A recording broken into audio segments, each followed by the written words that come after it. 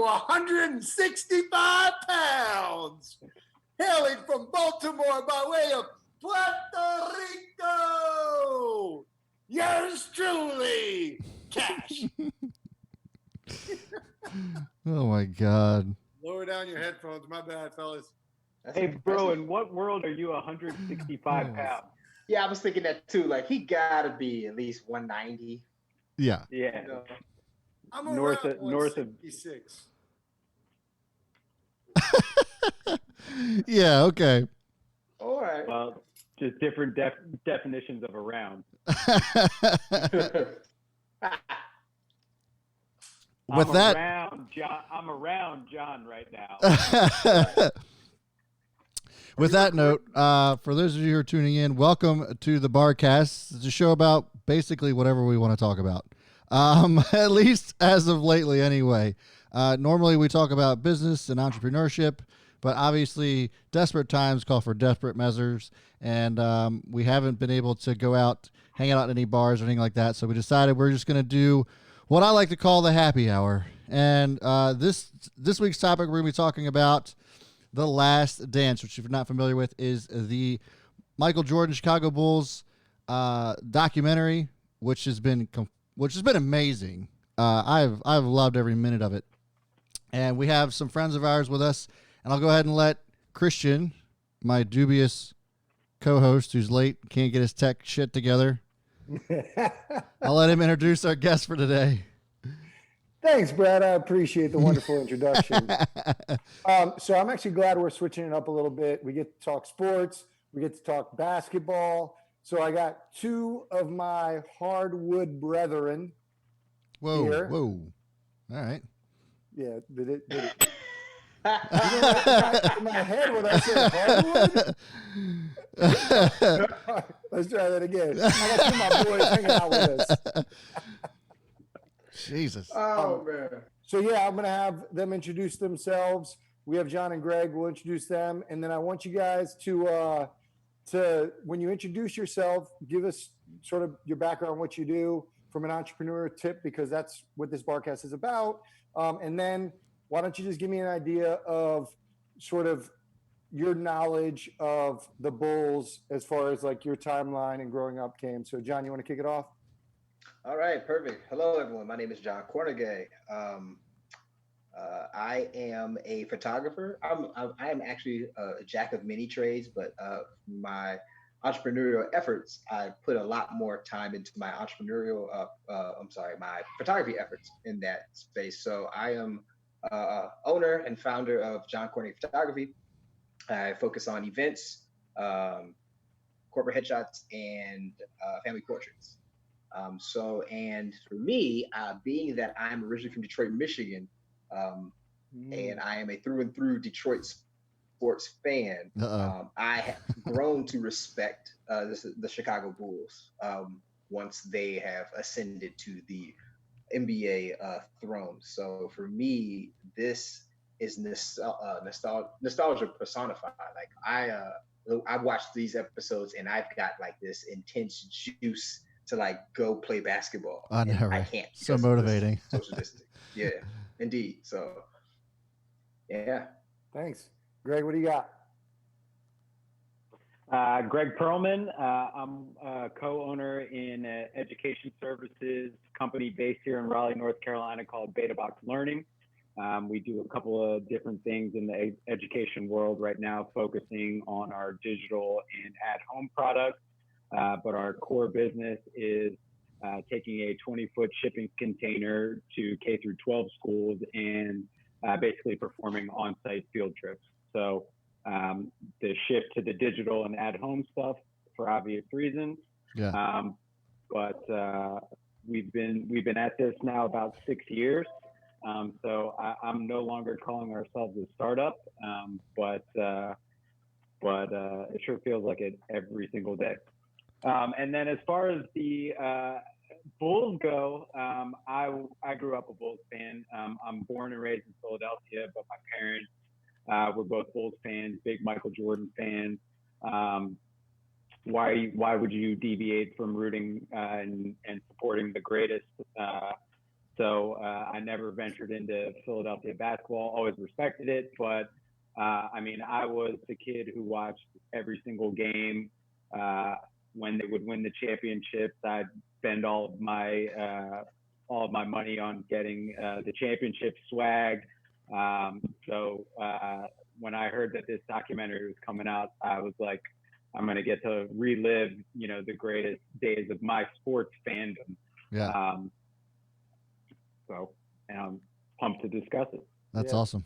Thanks for joining us, guys. Let me set the table a little bit for the people who are watching, and then so we know moving forward. We're going to have a call-in line set up. So we usually do it towards the end of the show.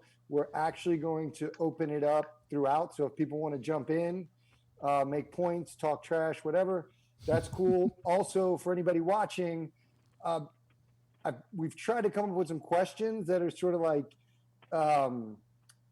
you could be on either side of the fence with them. So we're looking for debate. So I know we all are trash talkers here.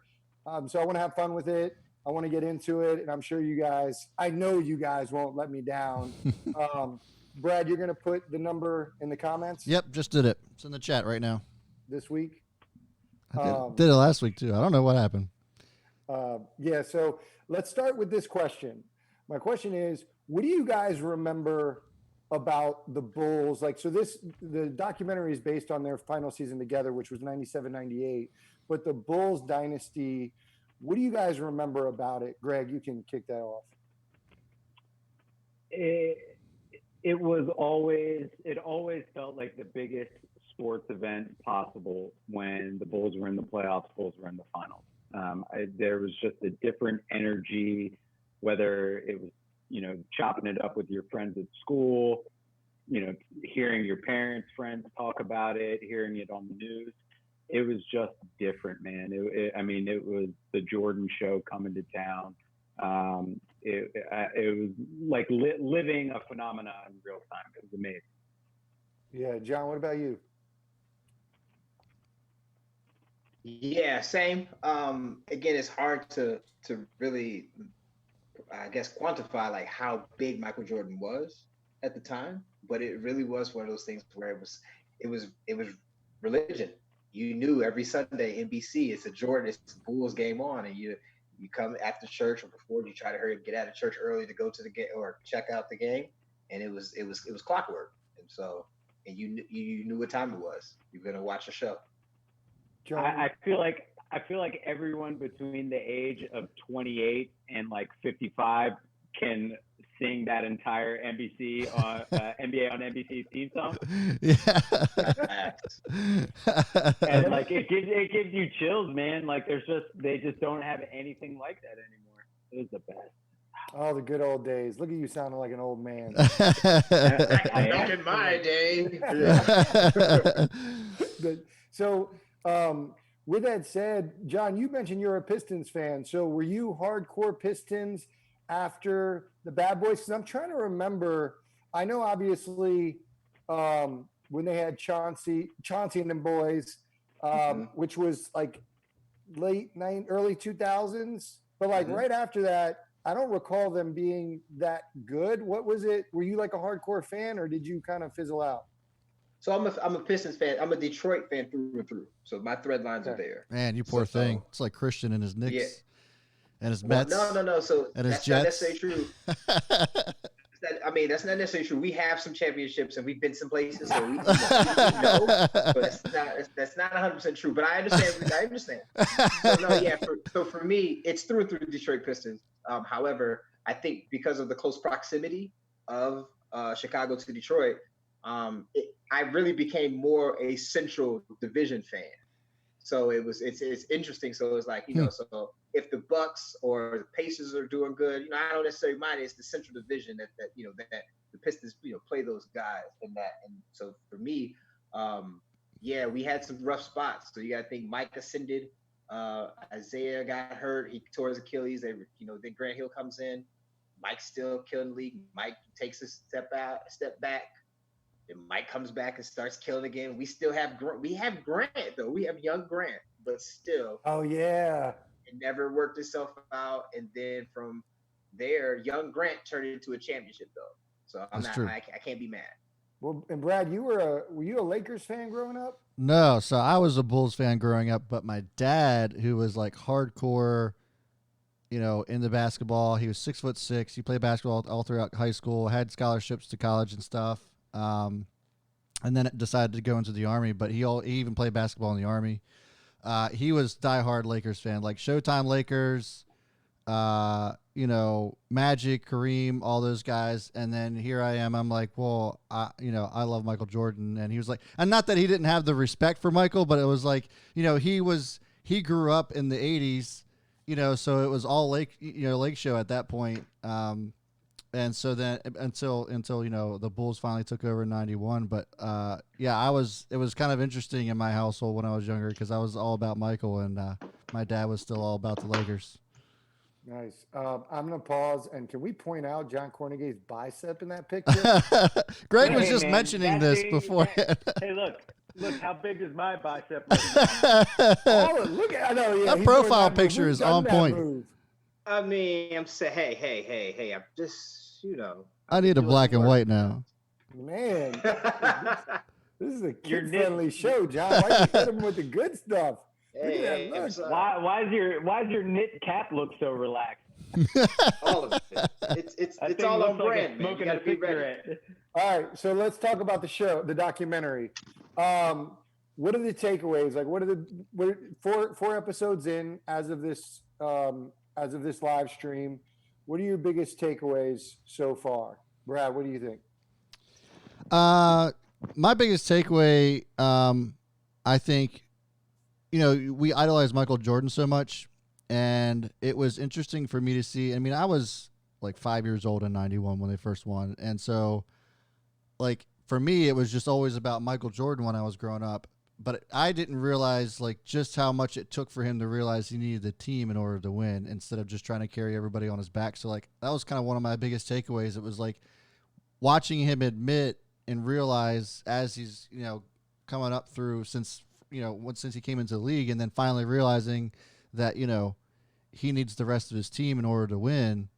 That was a pretty cool thing to see. Did he though? I don't know. I know they said he needed his team, and I know he gave shout out to Pippen. We gave a lot of shout outs to Pippen. I mean, Pippen's great, and they ran through everybody. But like, it begs the question. Like, I think he could have done it honestly with whoever they put around him as he developed, like the trajectory and the path. I feel like he could have done it. Greg, you're looking like you're disagreeing. Well, so I don't necessarily disagree, but you have to let's look at the three consecutive separately. So the first three, I think you're right. I think the league was at a point where talent was in flux, and with the combination of Jordan and Pippen, with that star power, they were able to win those three. However, you look at the second three, which was a much better team, and really, really was focused on the triangle offense. Without question, you look at the Jazz series. Steve Kerr hit the game-winning shot in one game. Kukoc was a monster. Harper, all those guys who sacrificed their own egos. In particular, Ron Harper. People forget about Ron Harper. He was a stud, man. He was like a 25 plus per game scorer. I think that I think probably even more so Jordan stepping away from the game after the first three made him realize just how important the team aspect was. Well, if you recall the year before they won, was it the year before or 2 years before? Like, I didn't realize that Michael Jordan blew a game. So that one missed foul shot ended up blowing the game. I had no idea about that until I watched that documentary. That was crazy to see. Yeah, because all we get is the shot. Bulls win. Right. But we don't realize that he blew that free throw. Yeah. Remember that commercial? Remember the commercial? Yeah. Over and over again.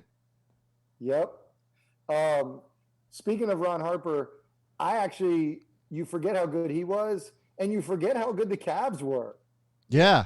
Yeah. I Right? forgot how good the Cavs were. Like Yeah. they had some studs. Elo, Brad Doherty, Harper, and Larry Price, Nance. Larry Nance. Larry Nance.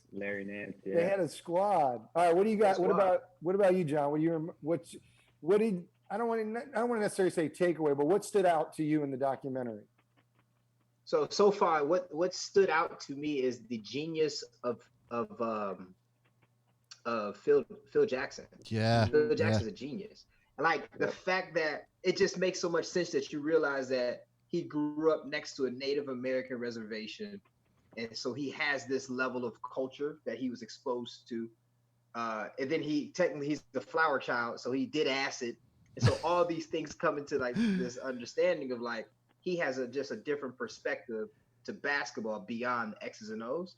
And so I argue to your point, I think my counter, not necessarily argument, because I kind of understand what you're saying in the sense of Jordan would have got it without those others. Like, let's say if you plug Pippen out, you put Pippen and you give him insert whatever small forward that was, he may win some of those because of what Phil Jackson established. Yeah. But you're not winning unless Phil Jackson Tex winners change that culture, because Phil Jackson also is the reason why Pippen became Pippen, because he took so much responsibility off of Jordan. So it's actually interesting, and I may get long-winded with this, but this is the interesting part. Jordan, ultra talented player, so they knew Jordan was a primary scorer, but then one year Jordan averaged 32, 8, and 8. You put him in a system, then he starts to win. LeBron, and I know I'm going early with this, LeBron James, the big knock on LeBron James is LeBron James never plays in the system. He's the system himself. Therefore, if you put LeBron in a system, it's arguable to say that LeBron would have had more opportunities to win already, even though he's been to the finals 9 times. If LeBron was in a true system and played a true role in a system and not be the guy who either gets the assist, makes the hockey assist, or scores, LeBron has some more championships. It's arguable to say that. He'd have had more than 3, I give you that. He had more than 3. Yeah, he had more than 3.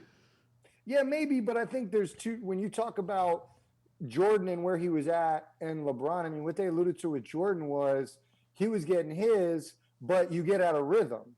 Where LeBron, yes, he doesn't have a system, but he facilitates and he gets people involved. So by that token, it is in a way a system because it's his system. And so LeBron, that's the thing. I don't think he's not like a Harden or he's not a 35 a game scorer. Yeah, but when did LeBron win his first championship? When he went to the Heat. When he played with better players, and he didn't have to be the man. Right. And I mean, to that end, the reason they shifted everything was because the Pistons already had the Bulls figured out. They already figured out Jordan and what they needed to do to cover Jordan to keep him from scoring, aside from just hitting him in the face every time he came into the paint. I mean, Bill Laimbeer, I had no idea that he was that physical. I mean, I knew that he was like. Here's the thing, though. The Pistons actually weren't that physical. The Celtics were physical. First, and then the Pistons took it out of their playbook. So I know, and I'm not saying the Pistons weren't, but I think that the Celtics were worse, with all the guys they had. They were all bad. The 80s were just arch rivals. Yeah. That's just it. Yeah.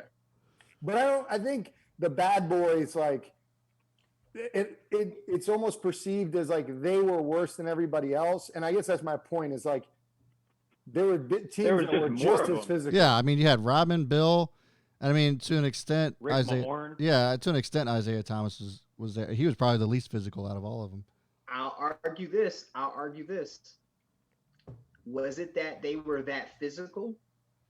Or was it that they were that physical to the cash cow? of Michael Jordan. Because you got to think, Bird and Magic, skilled team-oriented players. Michael Jordan is the first individual superstar in a team-oriented league. Like Michael Jordan is the case model blueprint of marketing. Period. Like you look at everything, how marketing and all that came from. It all came from how Michael Jordan was positioned, and then Scott again. His game was well supreme. So it's not he got the game to back it up. But then you have this individual talent coming to a league that plays team-oriented ball, but he's just a supernova of a talent. You know, you don't want that cash cow to get hurt. Right. And John Sally alludes to that in some parts of it. He's like, you know, that's the big thing. Like you're hurting the guy who's going to catapult this league. Like you can't do that. You're disrupting the apple cart. So that's why everybody flails now. I like Greg, I like your point about I would agree that the first three he could have gotten a championship or two. The second three, you know, Phil plays a huge role in that, but there's no guarantees. With that said, the one frustrating thing I will say about the documentary is how they are kind of black and white, like because they retooled the team, that was the reason.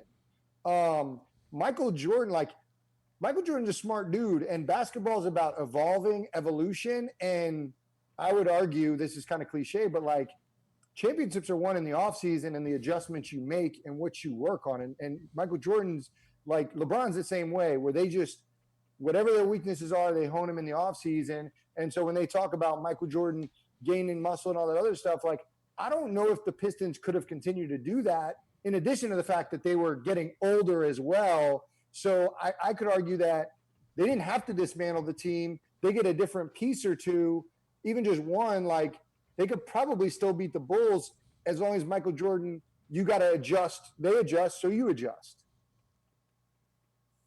I mean, John would know better the state of the Pistons team at that time better than I would, but there was a natural changing of the guard that was happening there, whether no matter what, it was inevitable.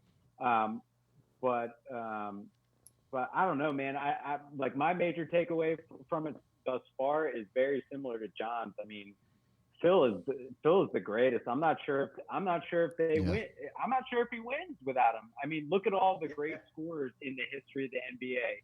Tracy McGrady, Karl Malone, Barkley, all those guys that never won championships. I mean, but then and then you can say it's not just Michael Jordan that allowed Phil to win, because he went on and did it elsewhere. Of course, he had superstars when he went to the Lakers, but he brought that system, that mentality, that culture wherever he went. Yeah, when he went to the Knicks, they won one there. Wait, no. Well, he didn't coach. He didn't coach. I know. He didn't coach. As long as James Dolan is the owner, the Knicks will never win anything. That's true. That's absolutely true. I hate him. That's a talk for another day. With that said, actually, no, this is an intervention to talk about. Yeah, we're actually talking about you right now. Listen, I got him off of the jet. I got him off the Jets train. I did get him to do that. Oh man, I don't know if you got me off the Jets train. I don't know if I did or not, but I was there. I was there when he hopped off the Jets train. Let's put it that way. A multi-year process of me just being fed up. But yeah, I hate Dolan. He's the worst. And let's not even talk about how he handled the Spike Lee situation. Hold on, just real quick before you pivot. Ah, come on. Did you have a Chad Pennington jersey?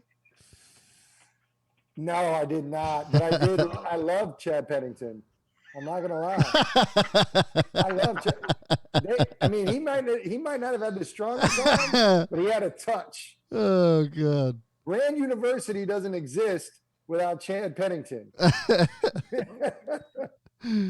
You're welcome. You're welcome, Randy Moss. You call Randy Marshall.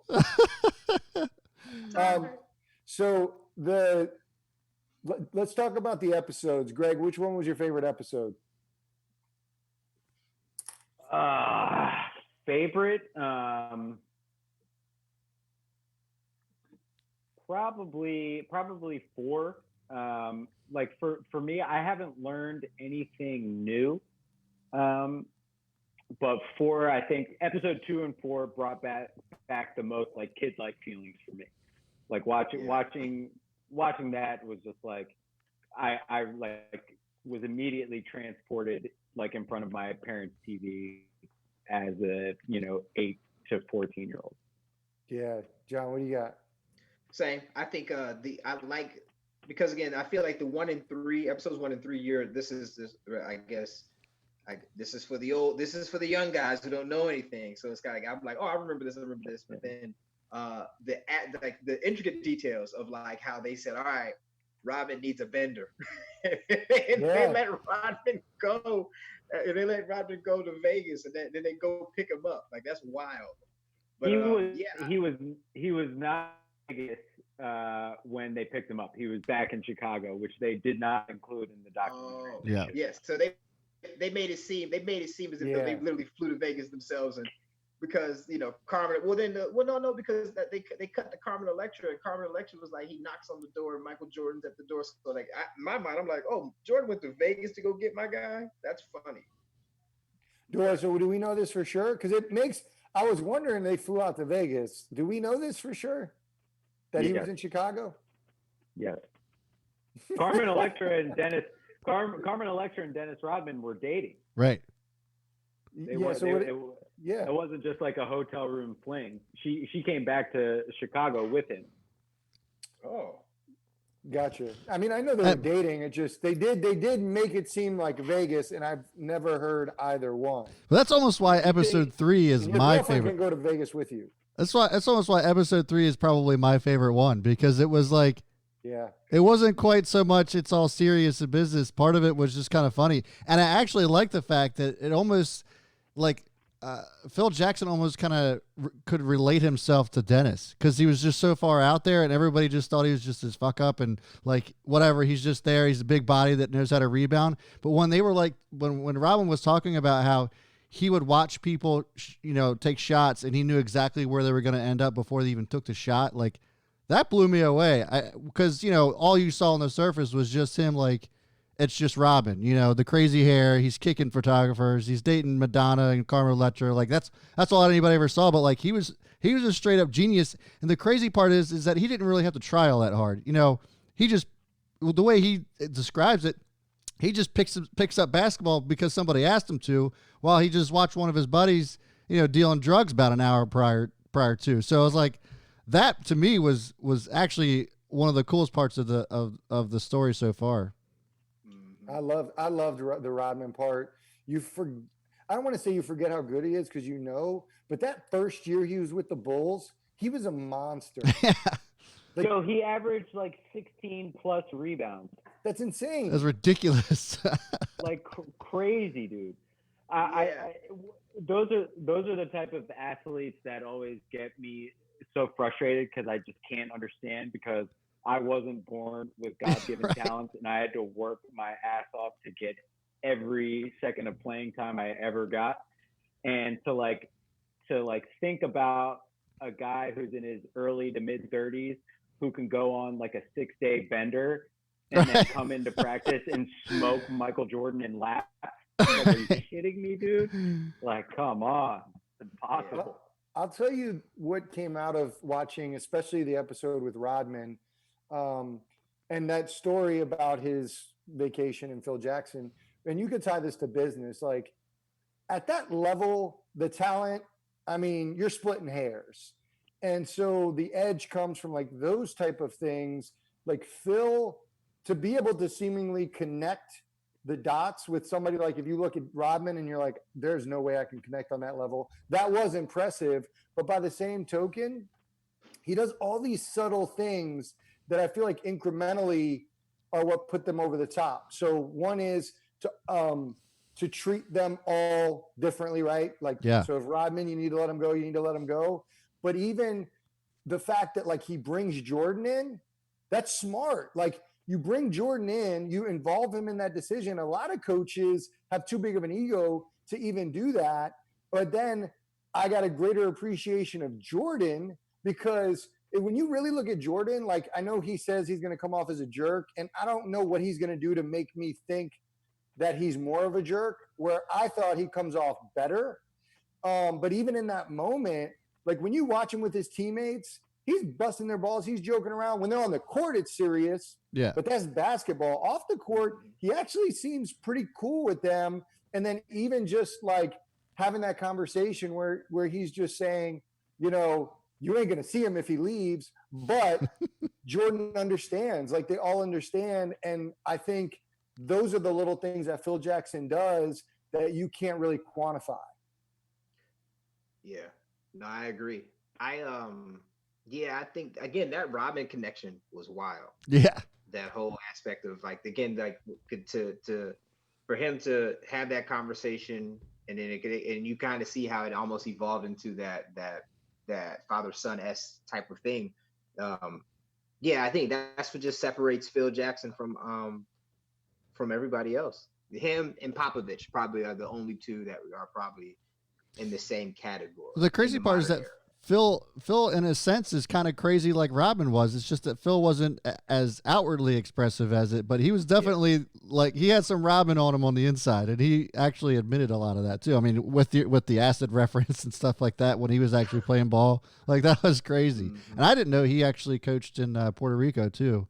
That was pretty cool to find out. The greatest coach ever. Wouldn't he have some ties to Puerto Rico? I'm looking 11 Rings is the Phil Jackson book.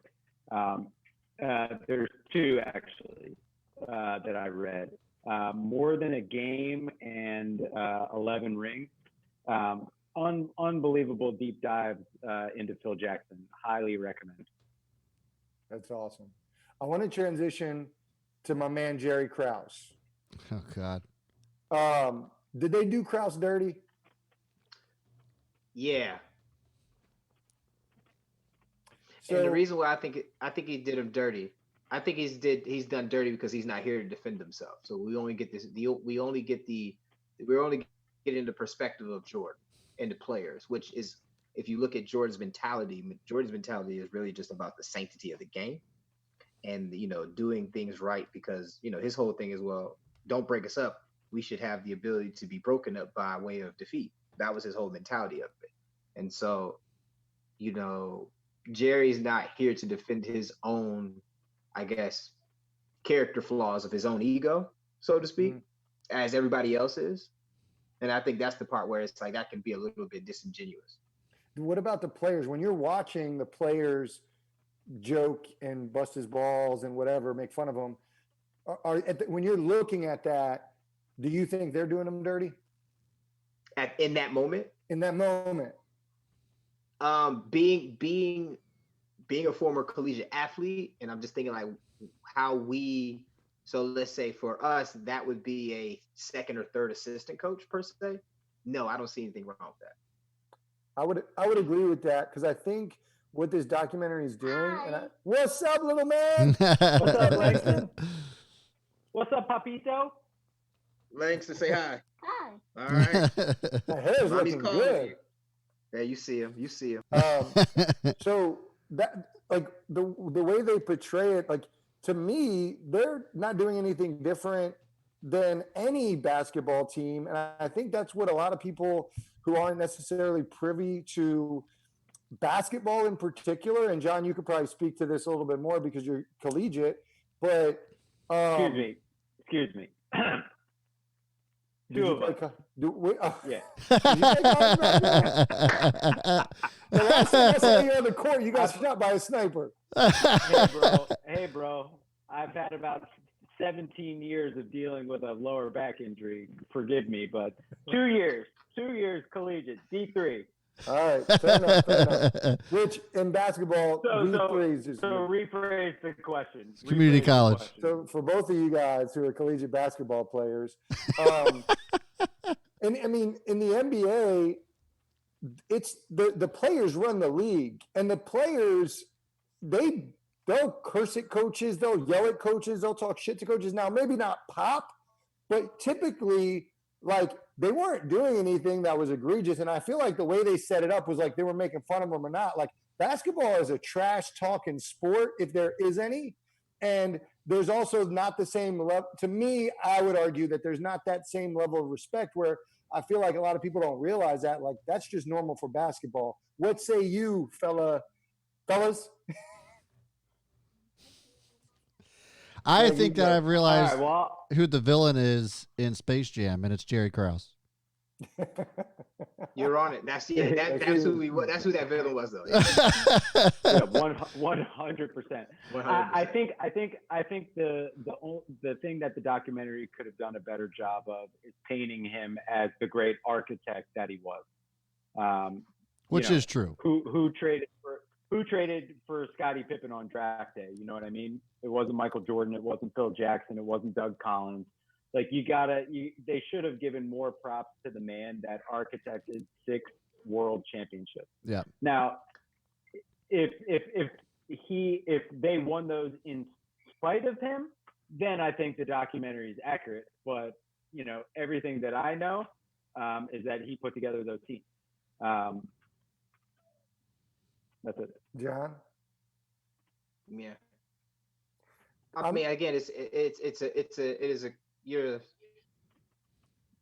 sum is greater than its parts, and you have to have somebody that is going to be smart enough to make these moves. But at the same time, you can't, like you said before, the league is ran by the players, and so and the whole argument you heard Michael Jordan say and think, organizations aren't on the court playing the games, and so it's just the old school. So Michael Jordan, what I realize is like how much of an old school purist of the game that Michael Jordan really is, or the mentality that he really has. Like I've really learned, and he just looks at it. He looks at the game from that lens. Like even when the aspect of like the bitterness between him and Isaiah, that's still, or at least for whatever time they interviewed him at that moment, that still lives. It lives because of the aspect of, you didn't shake my hand, and like so he just kind of lives on that purist aspect, or that spectrum of like how he sees the game and things of that manner. But again, I mean, you're not selling this. Michael Jordan had this footage for over 30 years, or 25, 30 years. You damn sure know that if he's going to put it out and stamps approval, he has to be, at the end of the day, this is his hero's story. This is his hero's journey. It's not Jerry Krause's. So Right. Yeah, and so I don't think they did Jerry Krause dirty. Like the documentary, obviously he can't defend himself, but like looking at the way the players treated him, I didn't feel like they did him dirty. I'll tell you who they low key did dirty: Bill Cartwright. You guys notice they did him? They throw Jordan threw jabs at Bill Cartwright. Oh my God, multiple times. And I'll tell you what, because you know who Bill Cartwright played for before he played for the Bulls. No. Yes, we know. Yes, we know. Bill Cartwright actually was nasty. He was good. Bill Cartwright was a stud. He was a stud for sure. No. Hold up, John. Not in the Bulls, but like he had injuries before the Bulls in college and in the NBA with the Knicks. He was like a 25-point player too. Okay, well, you need to pull up Basketball Reference right now for that. I was going to back you up. He was a serviceable journeyman at best. At best, he was 20 plus again. All right. You guys keep talking. You guys keep Hold on. talking. Now it's 20. Now it's 20. It was 25. Now it's 20. Then it's going to be 16 and 6 1 year. I want to say the Knicks picked him top 5 pick. I'll put out all these stats. I think we don't need to hear stats about the Knicks. I mean, unless you're talking about Ewing, between the 1990s and now, Patrick Ewing is the only real relatable Knick, period. That's not true. It is true. Relatable. Look, see, John's with me on that. John's bebopping around with relatable Knicks. I mean, come on. Well, we won't need to go there. I'm names you don't even know, but that we're good. Kurt Thomas, incredibly underrated. Solid basketball player. Are you really going to go through? Are you really going to go through all of the great role players that you all had? Listen, Kurt Thomas, Charles Oakley. What do you guys got? Hey, dude, how about how much money did the Knicks pay Travis Knight? I don't know numbers.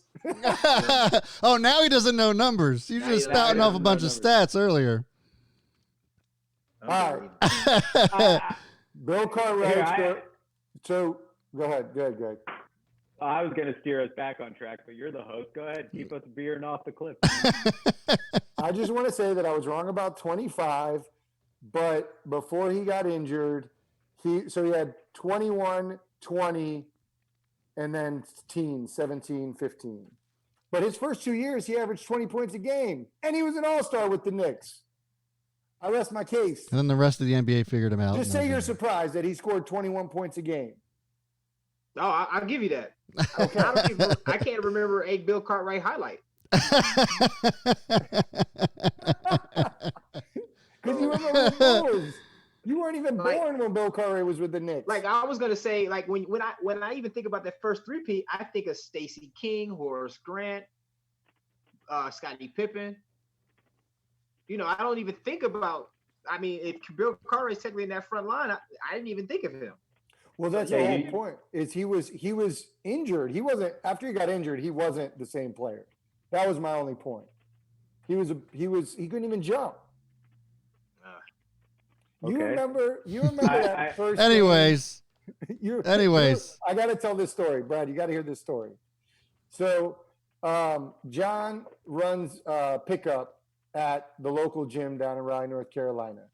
So, boys get together. He invites us out to play pickup.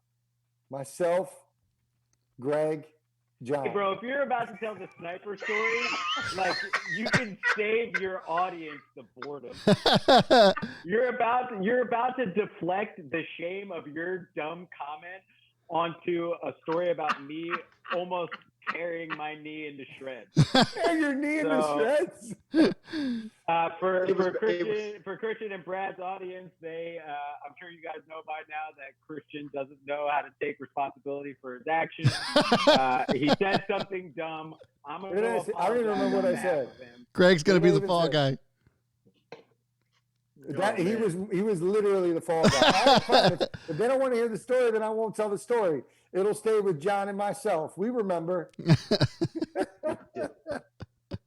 right, we'll get back on track. All right. We'll get back on track. Brad, what do you got? Well, I was thinking about like what was there anything that surprised you so far? In the entire story, was there something that I had forgotten that Pippen signed that long term of the deal. I did too. That was crazy. 7 years. Damn. I knew that for a long time he had been underpaid, but I forgot that contract ended right as the 97-98 season started. But the more I like tried to rewind the tapes and remember like watching SportsCenter, I kind of remember it, but man, what an interesting business decision on all parties' behalf.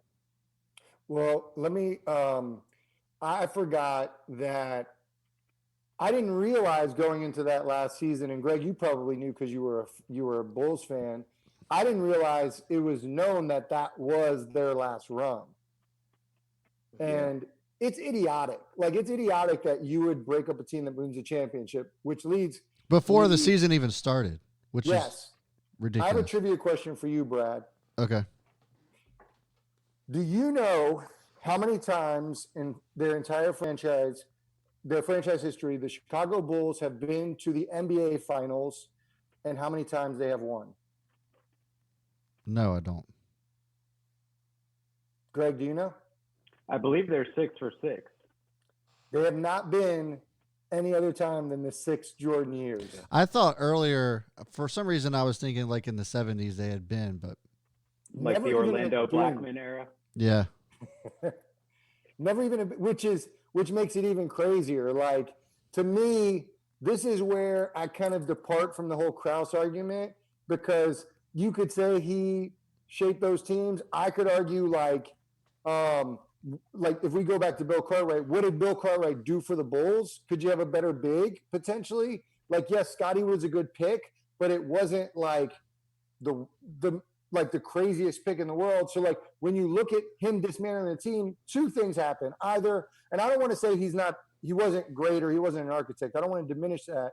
My only point is, did he get a little too cocky and think, okay, well, like I can just recreate this again? And clearly the Bulls haven't. Well, he said he could.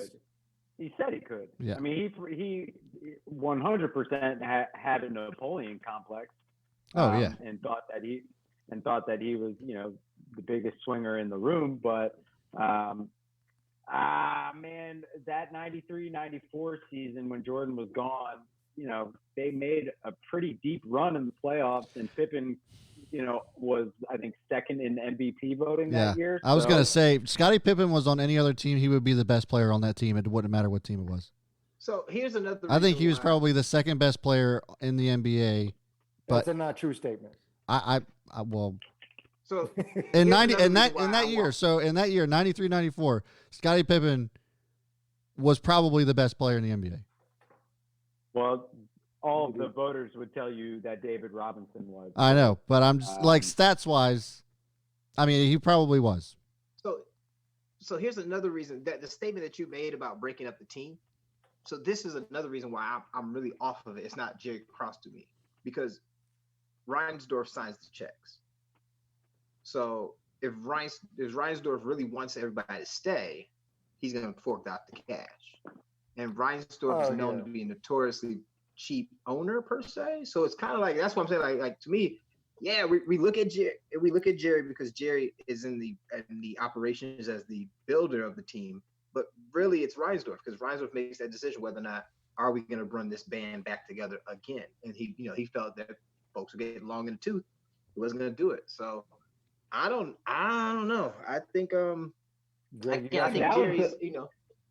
Jerry's getting a little bit. It's just a little bit short-ended because again, he's not here for it. JK, that might have been the most surprising thing in the documentary. Now that you mention it, why would Reinsdorf have told Pippen not to sign that deal if he was historically cheap? That I'd love to get a fact check on from Pippen. Well, Pippen actually said that though. Like he said, the reason he did that was because it was enough money that he could take care of his family, and that's all he really cared about. Yeah. No, but what Greg is saying is he's questioning whether Reinsdorf actually said it, so he wants to know if Pippen will corroborate that story. Yeah, correct. Which I will tell you, back to Krause Dirty, I agree. I think, to me, Reinsdorf is kind of a snake. And when I say Krause, I kind of group them together because Reinsdorf's kind of like... He's like, I'm not in it. Like, yeah, like it's all on Jerry. The reality is, on Krause, the reality is, like, if you wanted to pay him more, you could pay him more. I don't care about your philosophy. You picked a GM that had zero experience because you wanted control. Like you wanted to be the puppet master. That's just my opinion. And he's trying to come off as like, oh no, this was all Jerry. Like any of the negative stuff is Jerry, when the reality is, like, I feel like he had a lot more control than he's putting off. Yeah. He's a better Dan Gilbert. Yeah, exactly. That's a good comparison. But yeah, so with that said, I mean, I think when you bring up the point about the year that that Jordan was off playing baseball, I mean, you could say that's Krause, or it could go back to the earlier point, which is that's Phil. Like, Phil ran that team. So we could never know, but like that squad, you can't underestimate the experience, right? So like naturally, if you have the experience of going to the finals, you're going to be able to compete and hang there. And they did have talent, don't get me wrong, but I attribute that to I guess more to Jackson, but we'll never know. Yeah. I had a random about Pip.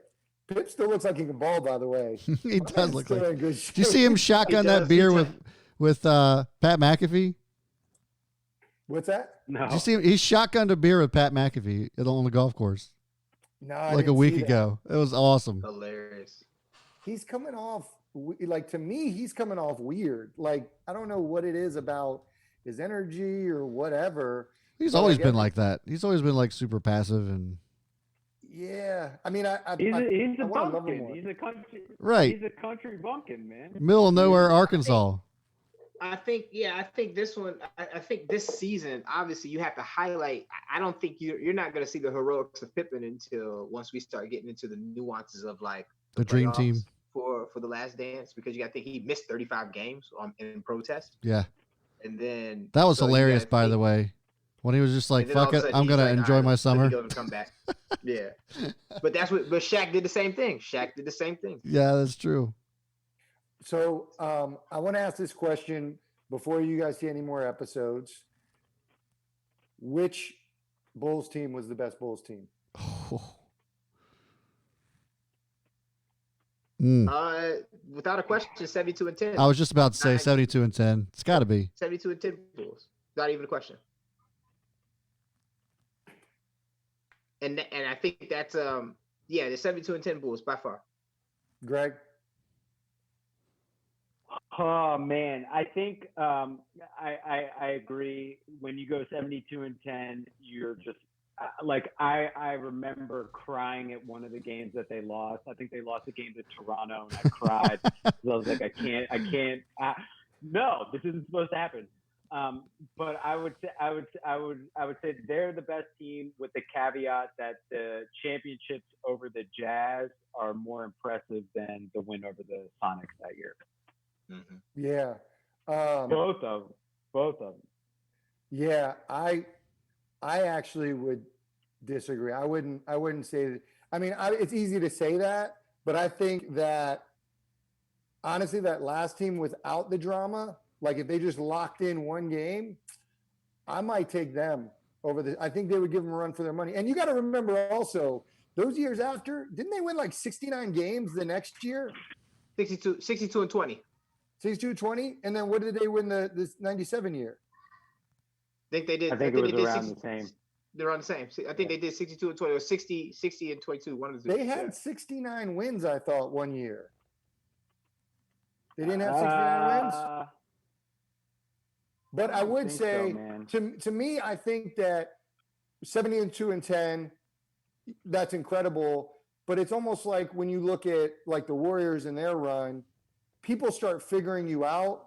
Like there's chemistry, right? Like I feel like, and also when you win 72, you don't need to win 72 again. So like, do you play the same? So I would argue that like, I don't think, to me, I would say, I think that the last team would give them a run for their money just based on chemistry, being together, one game. They did win 69. They won 69 they went 69 and 13. Can you imagine though? And I've hold on. I was right. Questioning my stats. Jesus. Can you imagine though? Yeah, you were correct about a stat that from a team that matters. But 69 wins and 72, when you honestly think about it, when you think about it that way, if you'd have said 62, obviously 62 and 20, 69, it's 3 games difference. That's the only point I'm making. Yeah. Let me tell you something. They also went 67 and 15 in 92. That's crazy. Amazing. What makes me wonder though, and if Jerry Krause had not been Jerry Krause in 98, what do you think it would have looked like in 2000? In 2000? I think yeah, because 2000 was when Kobe came into it. Was Kobe, Shaq. They won that championship that year. Like, and the Bulls could. Won that with Phil. That's true. Yeah, that's true. It's Phil's still there. Yeah. But I mean, I still think they probably could have met in the finals. I mean, with Shaq and Kobe, no matter who was coaching. I don't know. That's tough. Well, so who was it? I think Spurs. Spurs were 99. Who was 98? Bulls.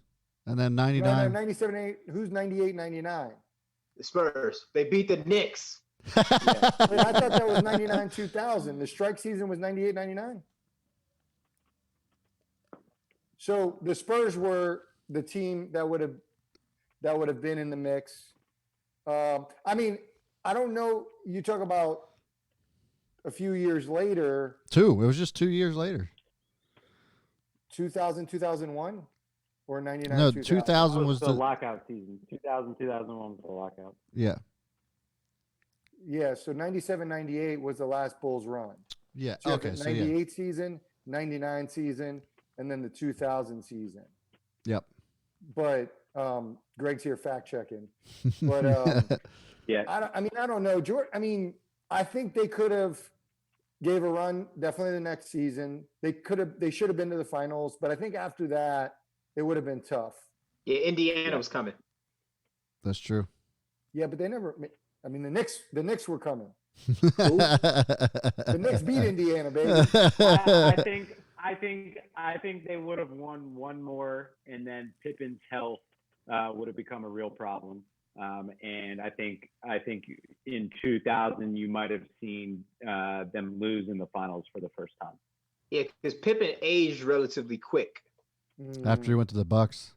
After he went to the Rockets. Blazers, yeah. He went to the Rockets and Blazers. He aged really quick. Yeah. Really quick.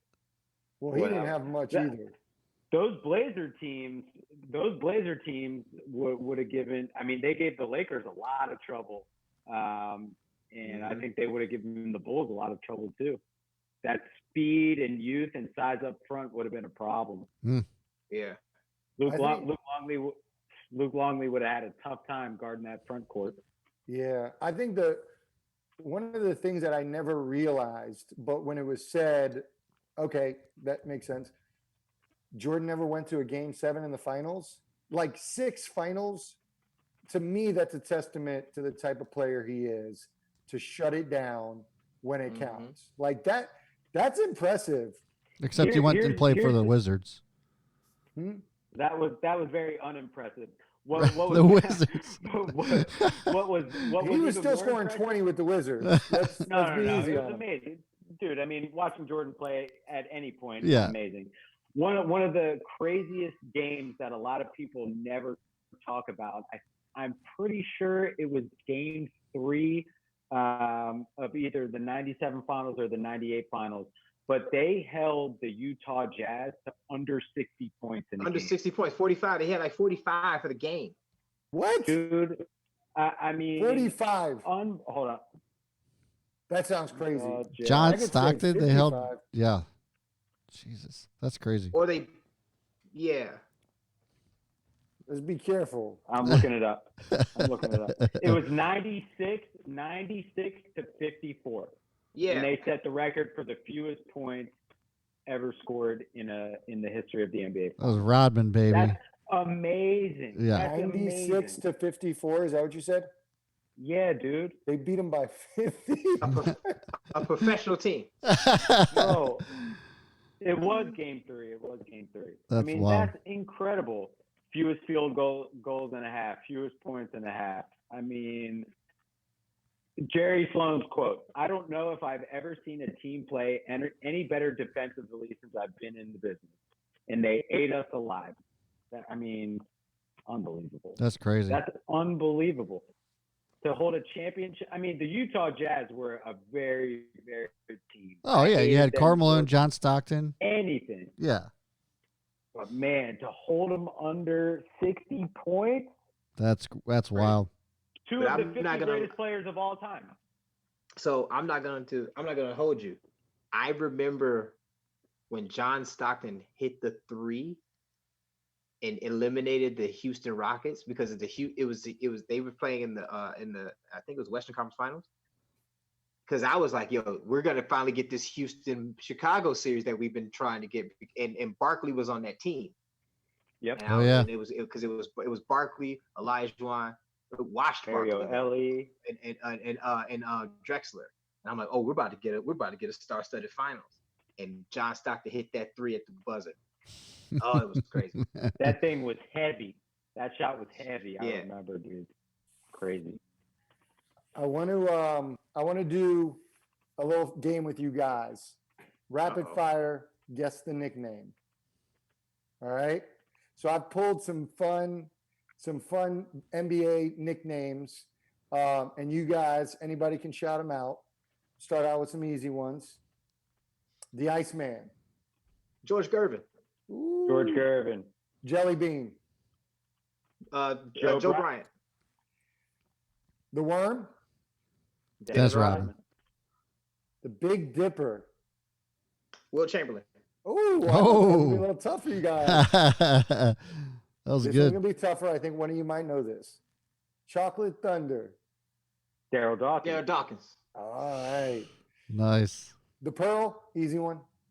Earl the Pearl. Earl Monroe. The Dream. Hakeem Olajuwon. This one I don't think you guys are gonna get. Zeke from Cabin Creek, What? Go Zeke away, from Cabin man. Creek? aka Zeke from Cabin Creek, aka he's an old player. Is this a Knicks AKA player? the logo. That was Jerry West. Okay, Jay Jerry West. Who has the best nickname in the NBA? Kobe. Currently, Currently? No, of all time. Kobe. Best nickname. Michael Jordan. Mike. I'm going with Kobe. All time?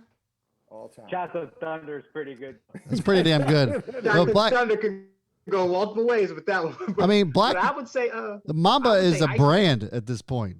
How is that not the greatest of all time? Iceman's pretty good. I mean, it's if you just I don't know.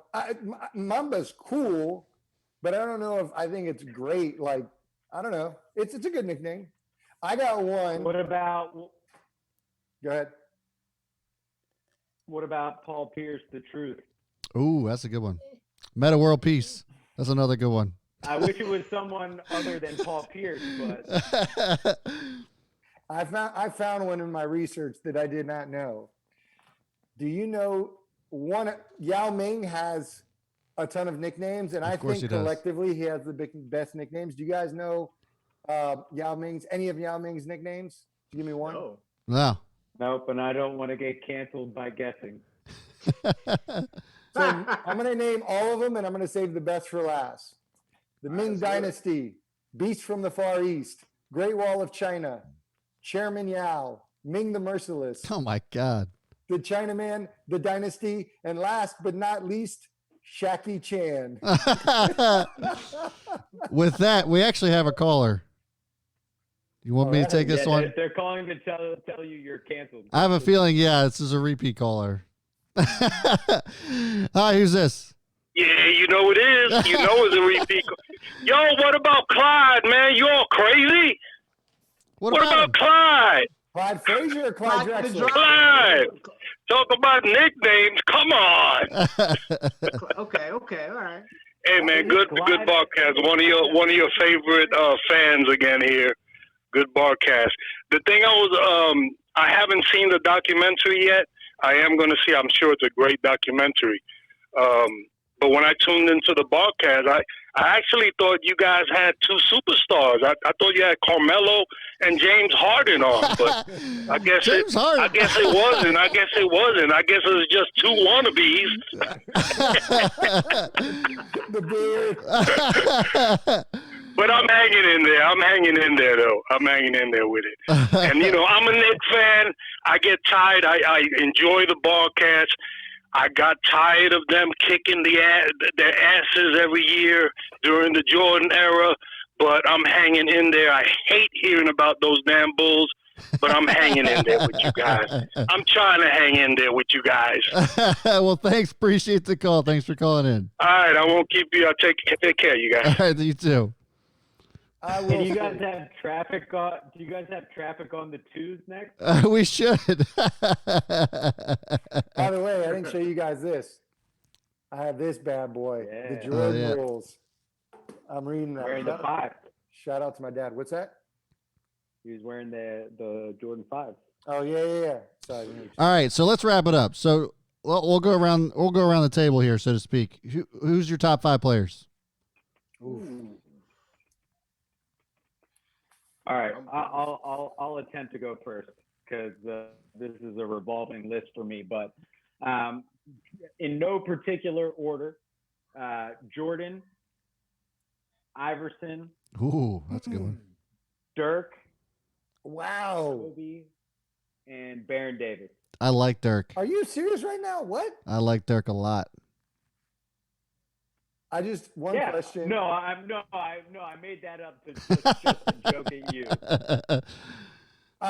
Baron Davis. Can you make the argument? want- I'm just asking. You said my favorite players of all time, right? Oh, I thought we said greatest players of all time. I was saying Yeah, top what's 5 the players. question? I just said top 5. Oh, Who are the top 5 players of all time? Okay. Okay. Who are your top Okay, five? well then my answer changes. I still like Dirk as top 5 though. That's pretty good. I like Dirk. All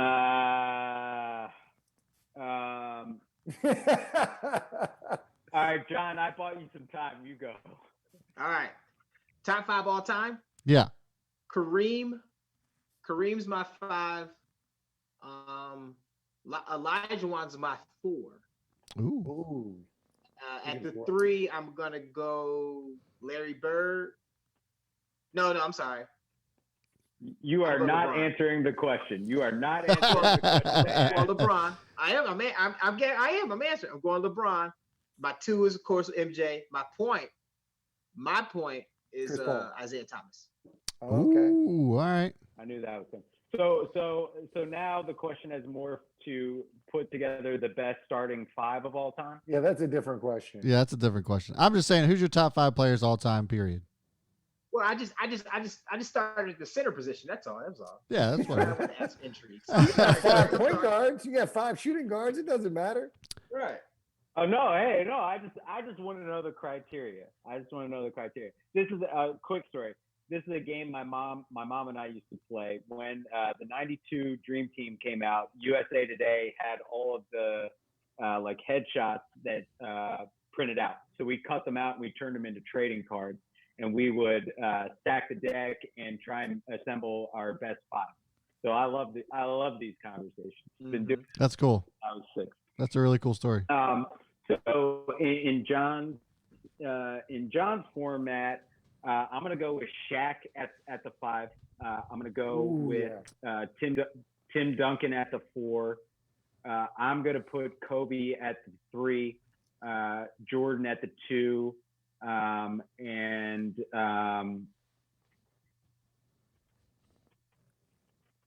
man, that's tough. I might put LeBron at the 1. Oh, yeah. Who'd you have at the 3? Kobe. Okay, you had Kobe at the 3. Oh. Okay. I mean, yeah. That for me also might be pretty close to my greatest 5 all time. I understand the Kareem argument. And I can't argue with that. I think it's just a different stroke, different folk type of situation. But yeah, that's my answer. Mine's so. I like my original 5 better, man. I like- my original 5 Yeah, when you were saying I I was like, I thought you were telling us the greatest 5 ever, and I'm like, what? Where are we going with this? Where are we I'm on going that with this? So, to me, if we're going by position, mine is very similar to Greg's. Shaq at 5. I'll put LeBron at 4. I'll put Kobe at 3, MJ at 2, and Magic at 1.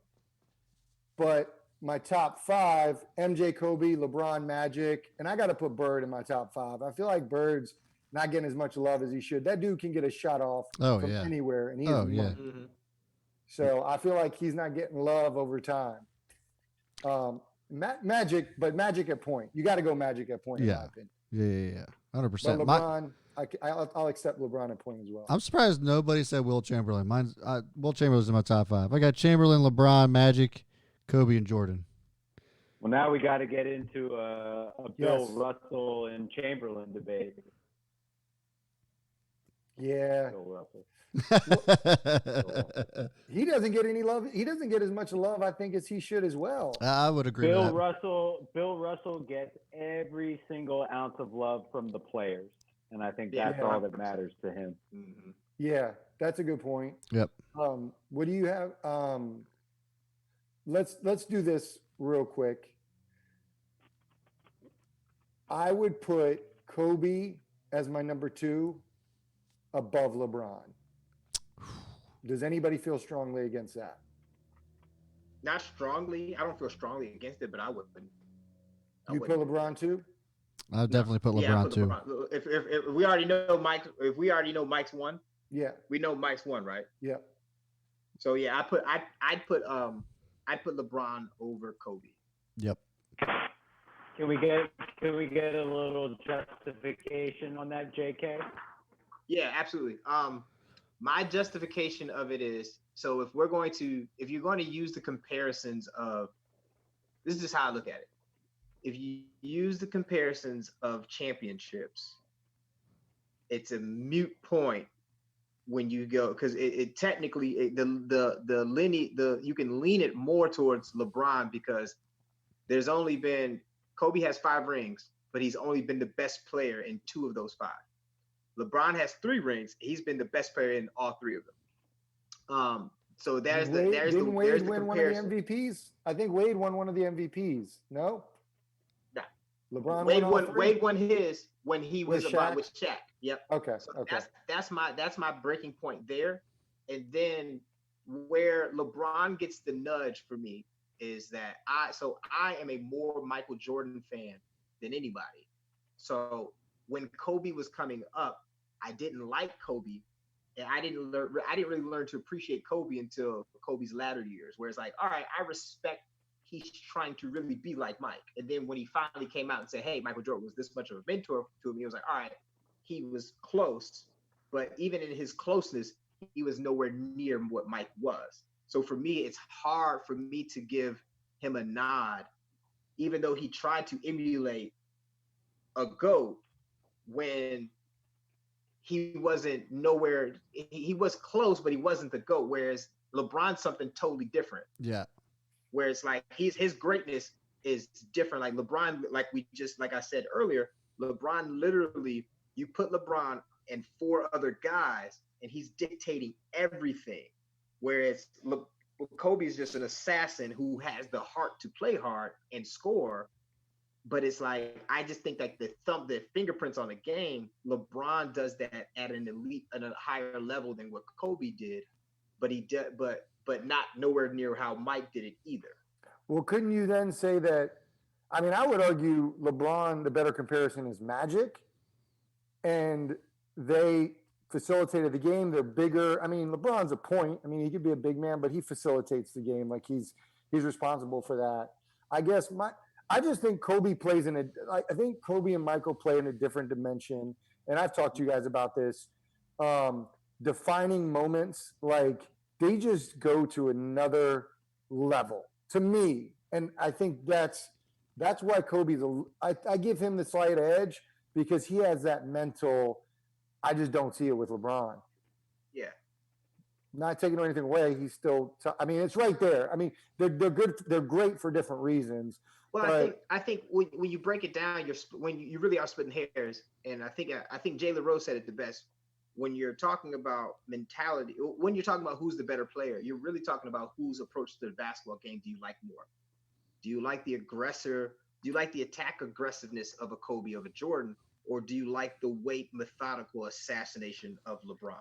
And that's pretty much what you're arguing. And the reason why I kind of don't comp Magic and LeBron anymore is because LeBron's going to go down statistically as one of the greatest players to ever put on a pair of shoes, statistically. Mm-hmm. So It's like, you can't, I mean, LeBron James is top 3 in scoring right now, and he's going to be top 10 in assists, or top 5. It could be top 5 in assists when it's all said and done. It's like, again, the comp, I understand the comp to Magic, but he's not Magic, he's not Jordan, he's LeBron. He's just his own guy. Yeah. You can make the argument too that. So. Yeah, I mean, and even Jordan has made the argument that like Kobe copied a lot of his stuff.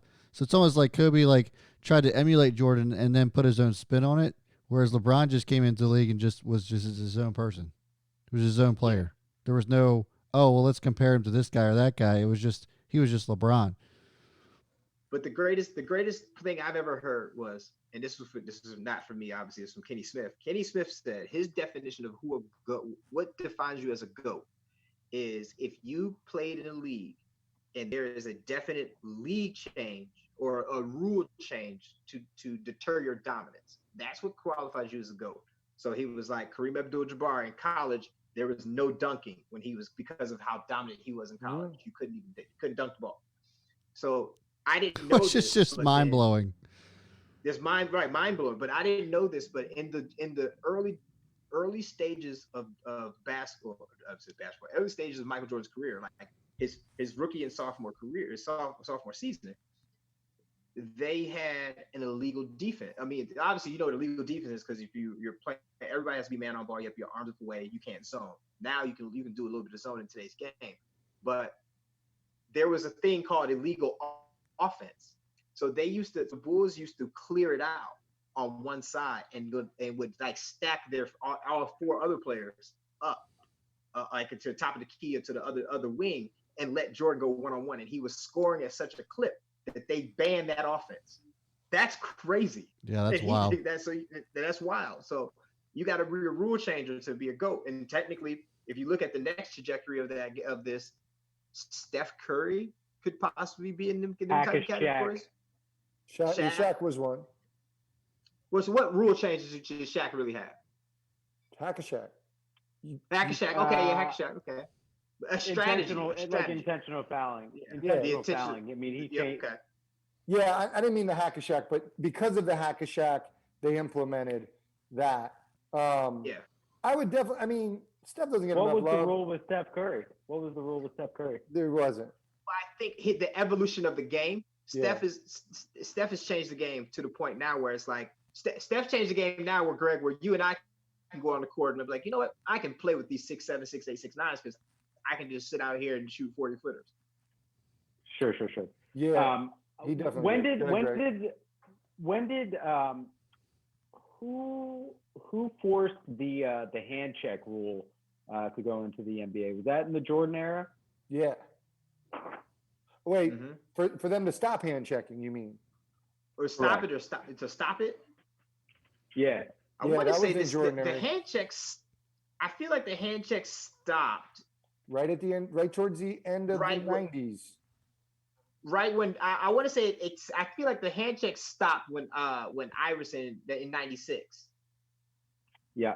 Because they did sounds about right. It stopped around there. It might have been a little bit later, but it was right around the late 90s. But like, they went. Remember, it was hand check, but then you could use your elbow, and then you couldn't do anything, right? Like you kind of they shifted. So that's because another one of those Central Division teams, the Pacers, they would have all of those dudes with hand check. Like Mark Jackson was famous for it. Totally different ball game. So here's a funny story in college. So obviously, being I played guard, I had to pick up perimeter. I had to pick up the full court. So I had a referee explain to me that if he saw my palms, the best way he said it, he was like, 34. If I see your palms, I'm calling a foul. So I was like, explain it to me. He was like, but I said, if my hands are here, it's incidental contact. He said, but if I see your palms rest on the player, I'm calling the foul. What? So what I did, I started turning my hand in like this, and he didn't call it. So it's like there's small. It's just crazy how like the game changes and like small nuances. So if I turn my hand this way and was to ride and still ride him, he's not calling it because this right here, I can grip him and then I can, I can move him or try to hold him so impede his space, but be doing this, it's not the same thing. Now, at the same time, doing this over a period of time can also, I can hurt my wrist over a long extent of time doing this, but yeah, I was like, it's just crazy how like there's the loopholes of the game and how you just have to find them. So yeah, I thought that was pretty wild. That is wild. You ready?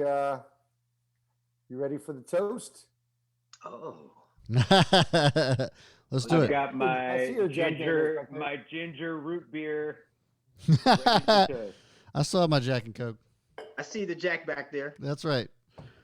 What do you got, JK? I got a Be No Ego, and I've already punished this, but I had poured it already in my joint, so I was ready I'd have it on reserve. That's hilarious. So who's kicking it off? Greg, you want it? I'll kick off. Yeah, Greg. Yeah, I'll kick off because mine is probably going to be the least impressive. So I tried to stay on topic or on theme with my toast. So Phil is the Zen master. Jordan is the greatest to ever play. Starting tomorrow, It's gonna be me.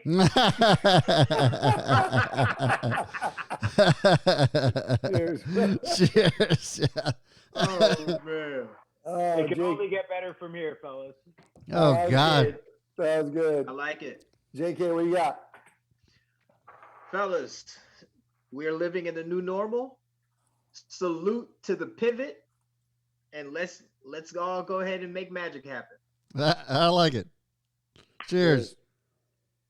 All right, Brad. Mine has nothing to do with basketball. Okay, that's fine. Does it have to do with something with panties? Something sexual, right? It is. Well, no, sort of, kind of. Okay. It's about the opposite sex. To truthful women, here's to the love that lies in women's eyes and lies and lies and lies. Nice. Wait, deliver that one more time. Hold on, deliver that one more time. I was reading a YouTube comment. To truthful women, here's to the love that lies in women's eyes and lies and lies and lies.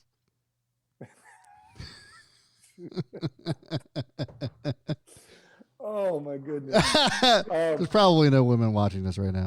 I gotta pause. Did you see that? I gotta say the toast that was on our comment. So my dad watches, Yeah, and so he actually came up with a toast. Oh, he retracted the toast. he did. What happened? Oh, I'll try to do the best I did because it actually was pretty good. So, all right, here we go. He says to Christian, I will never know how to make you see when it comes to the hardwood. I still got you 1,000 to 3. I have a story about that because it's some bullshit. My dad busted my ass at basketball my entire life. He was one of those dads like, Yeah, my never dad, let too. you win. Yeah. You're right. Like, never let me win. Yeah. And he says 1,000 to 3. I swear to you that my junior year of high school, I beat his ass at basketball. And he has never stepped on the court again with me. Isn't That's that hilarious. BS? Bro, I like. Move. That's some Jordan shit. That's some Jordan. Yeah, it shit is some right Jordan there. shit. So like when I Hilarious. when I was younger, before my dad died. My dad died when I was 14, and when I was like 13, I scored my first shot on my dad. Like I got around him, and like that was like a huge pivotal moment for me because for the first 13 years of my life, he never let me score shit. And then after I scored at one point, it was game on. I never scored another. Like he never let me score again. But yeah, same thing. Oh, that's hilarious. All right. So my toast. Whether it be a Chicago Bear or LeBron with no hair, no one's better than the air up there. Cheers to that. I like that. Behind that, Okay. Greg. I know you get behind that, baby. That's I a don't know good if one. you noticed, Brad, but I got the Barcast glasses. There we baby. go. There we go. Woo! Shot glasses. Hey, are we gonna get like a swag package? Yeah, it's in the mail. Yeah, right. Yeah, it's in the mail. I Absolutely. didn't even know you had my address. Yeah, it's in the mail. Great. It's on its way. It's on its way. All Jordan inspired stuff. That's You're right. good. All right, guys. Well, to the 7 people who are still watching, thanks for sticking around. And I am sorry that you've had to endure for the last 90 minutes of our bullshit. But thank you so much for tuning in. If you guys would not mind in leaving us just a thumbs up, just to show some support, certainly would appreciate it. That's going to do it for us. And guys, as always, remember, if you don't drink Jack, You're an ass. thanks for tuning in. See you guys. Fellas.